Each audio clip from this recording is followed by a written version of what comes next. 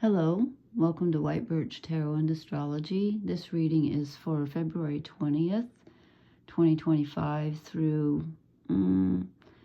probably like the 23rd maybe of February. Kind of past that actually, because some things are going on.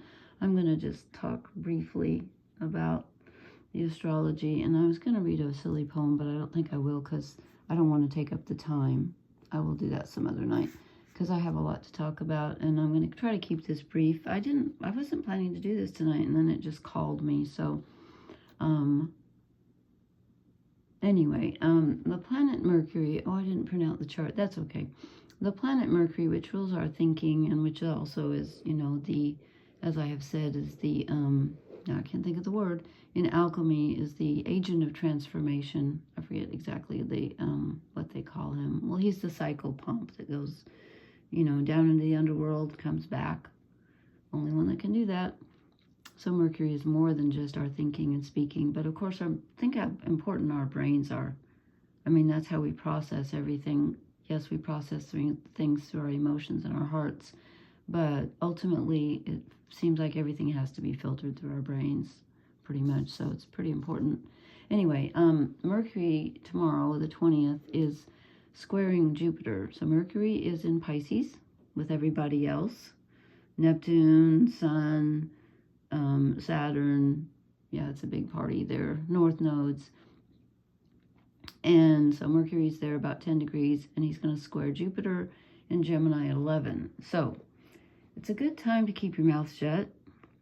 Don't say too much, as I did the other night, and you can't take your words back.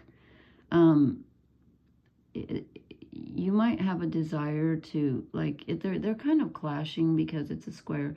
And so, it's kind of a fight between the big picture and the details. And Mercury is in Pisces, which is more sensitive and, emotional. And Jupiter, which usually likes to see the big picture, is stuck in Gemini, where it's more about logic and details and sequencing and planning, and he's not comfortable there. So there's just not a good fit there. They're kind of struggling with each other. It's like big picture versus details versus how am I going to do this, and no one's communicating the way I want them to, and I'm saying more than I wish I would say, and anyway, it's not comfortable. And then about 3 days later, on the 23rd, depending on where you're at, then Mercury's in good aspect with Mars.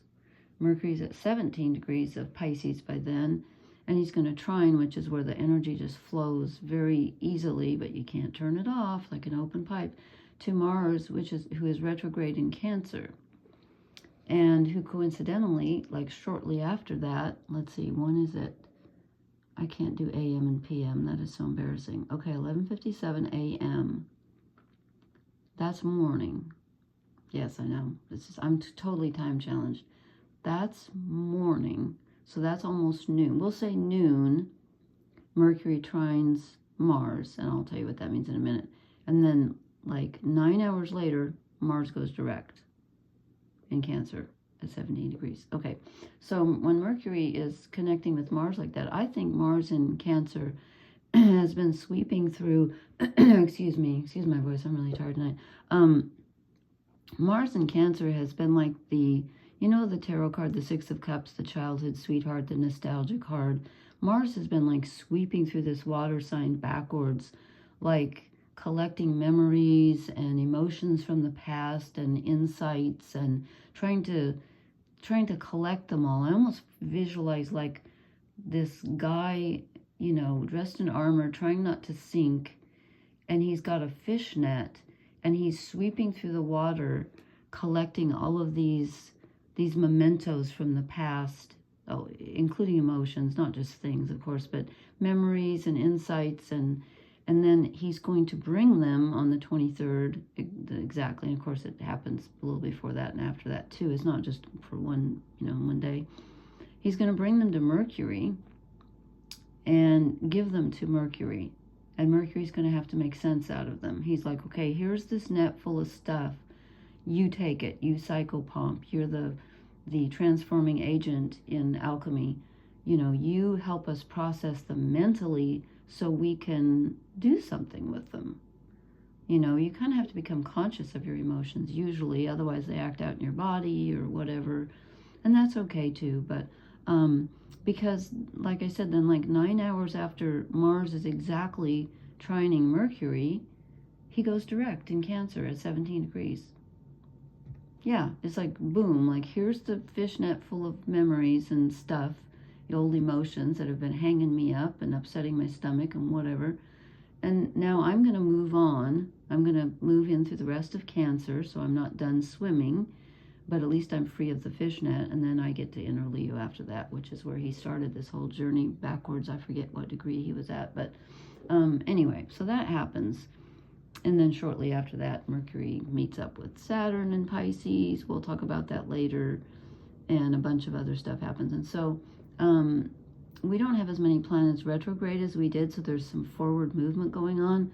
Now in March, we're going to have Venus and Mercury both going retrograde at almost exactly the same spot in the zodiac, which I think is really weird because Venus goes retrograde on March 2nd. Mercury doesn't go retrograde till March 15th, but Venus is going to be at 10 degrees Aries and Mercury is at 9 degrees Aries. That's so close. I'm like, they have 360 degrees and they're both going to go retrograde within a degree of each other in March. So we're not done processing, but that's okay. So anyway, I'm just going to quickly, as I said, quickly, this is an interesting reading, I think. So I did the cross of truth to clarify things. I forgot to turn up the... What is wrong with me? I'm suffering from Mars retrograde. That's all I can say. I forgot to turn up the light on my computer again, my iPad. Okay, anyway, this is us, Seven of Swords. We're defending what we have. We're scared of losing something. We feel a bit attacked, like life is attacking us, and we're not really happy about it. So it's a very defensive position. And then I asked, what do we need to let go of? Well, another 7. We need to let go of being defensive. We're being too defensive. We're trying to hold on.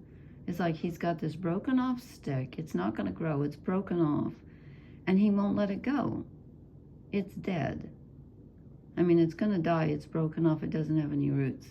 But he's like, no, I'm not letting it go. And I know these are just branches, but it's like if they were people, they'd be saying, we're not trying to hurt you. We just want you to drop the stick. And he's like, no, I'm going to defend my territory. But it's old territory. Clearly, it's old territory. We need to let something go mentally and physically on an energetic level. Then I said, what do we need to move toward? And we get the Knight of Swords.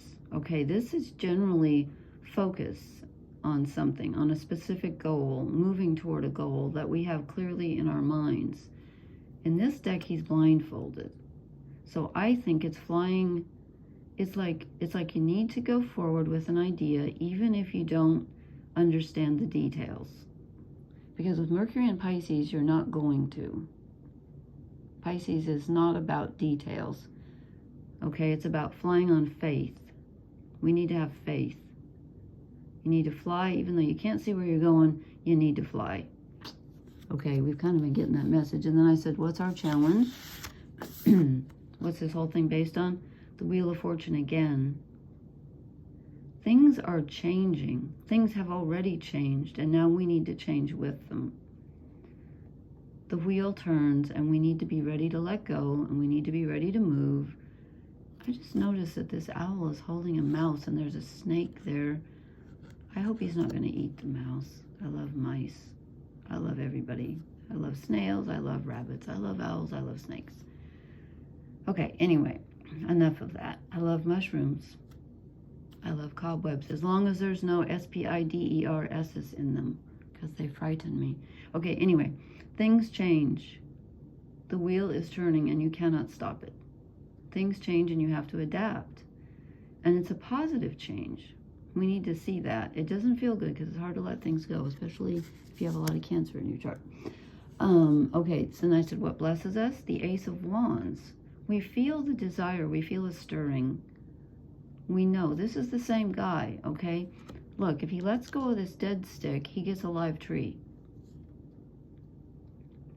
We need to have faith that things will grow again.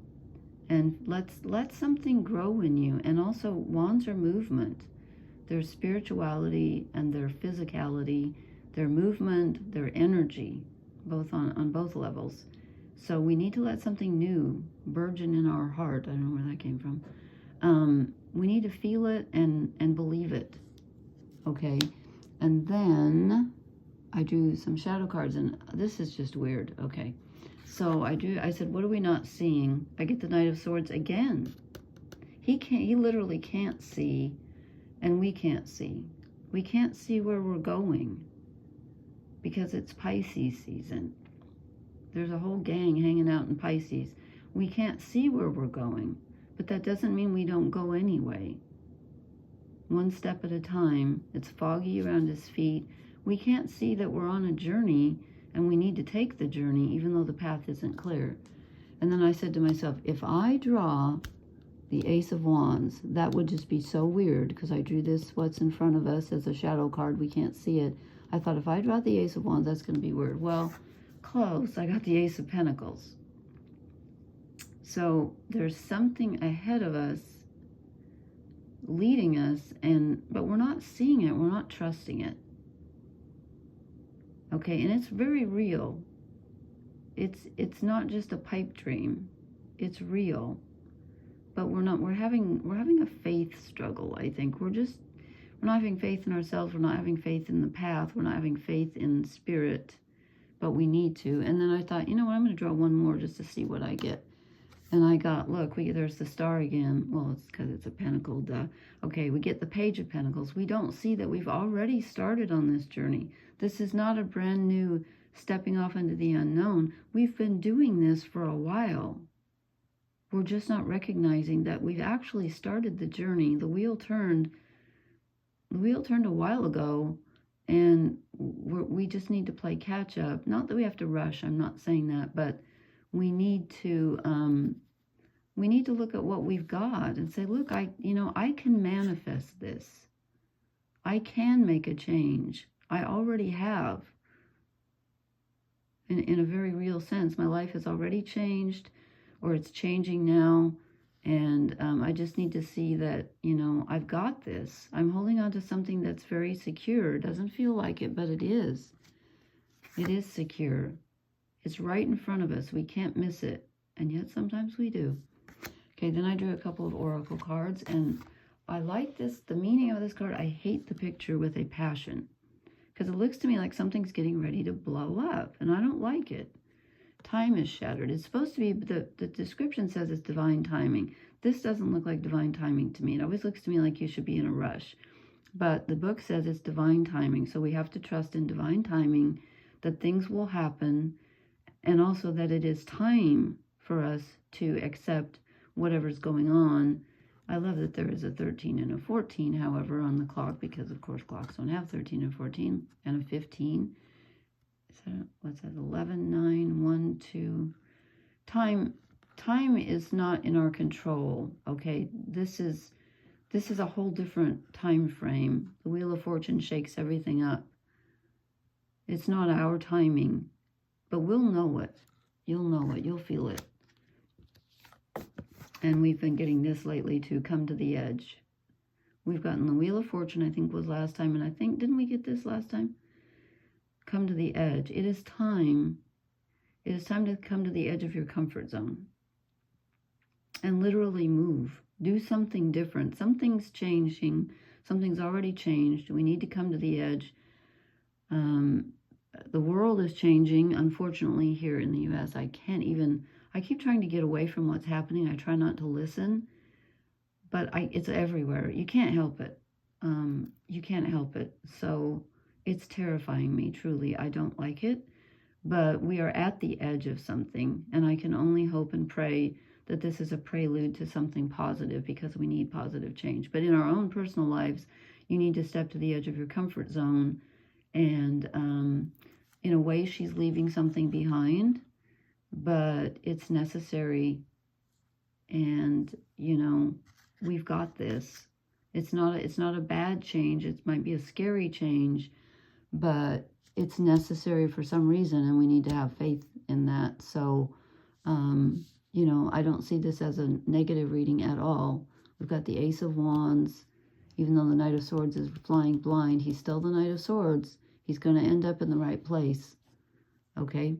All right, please leave me a comment. Let me know how this resonates. I will post again before Mercury joins up with Saturn, which is going to be a big deal. So, and please hit the like, share, and subscribe buttons. And I will talk to you later. Thank you so much. Blessings. Good night.